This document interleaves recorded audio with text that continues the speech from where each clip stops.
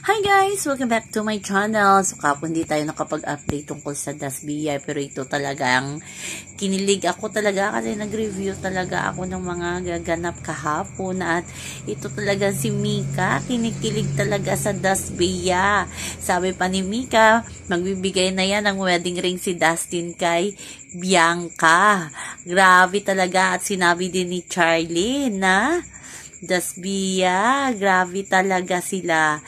As in, talaga nakakakilig na yan, Dasbia hanggang dulo. Kasi nga sinabi ni Dustin sa harap ng mga housemate na si Bianca ang naging perfect duo niya sa loob ng bahay ni Kuya. Aba, grabe yung kilig ni Bianca at ng mga housemate sa sinabi ni Dustin. Talagang prangka talaga itong si Dustin na grabe talaga yung pagtingin niya kay Bianca Di Vera. Kaya parang magkakatotoo talaga yung sa labas na Dasbia kasi kahit nanay ni Bianca nilalayag na ngayon sa kanyang IG story ang holding hands ni Bianca at ni Dustin. Parang walang problema sa kanila kung si Dustin ang magiging boyfriend ni Bianca. Kaya go lang at kinikilig na ang Dasbia fans kahit swak din sila pagdating sa pagluluto kasi marunong silang dalawa sa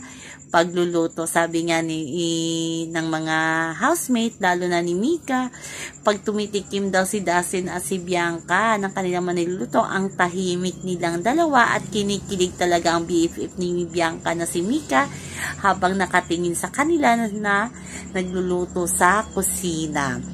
So, palitan niya ng mga housemate sa pagluluto kasi nga na-evict na nga ang kanilang momsi na si Clarice de Guzman.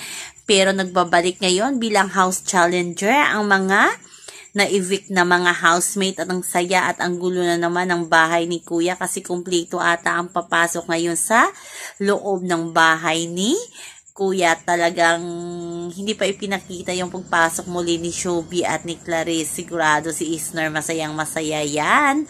At ito pang ang issue na binabato ngayon sa Dasbia na save lang daw ang Dasbia kasi nga maraming pera sina Dustin at si Bianca, pero sabi ng mga fans inilaban talaga nila hindi dahil sa pamilya ni Bianca at ni Dustin na may pera, pero dahil nga sa kanilang mga fans talaga kaya na i-save talaga ng todo si Bianca at si Dustin. Marami talaga ang taga-suporta ni Dustin at ni Bianca kaya wag nyo daw sabihin na dahil sa pera kaya nanatili sa loob ng bahay si Dustin at si Bianca. Dahil din yun, mahal sila ng taong bayan. So yun ang po guys ang ating update sa ngayon. Hanggang sa muli. Bye-bye. Also remember, wag po tayo magpaka-stress. Please like, share, and subscribe my channel para ma-update kayo sa mga bago kong upload. Bye-bye!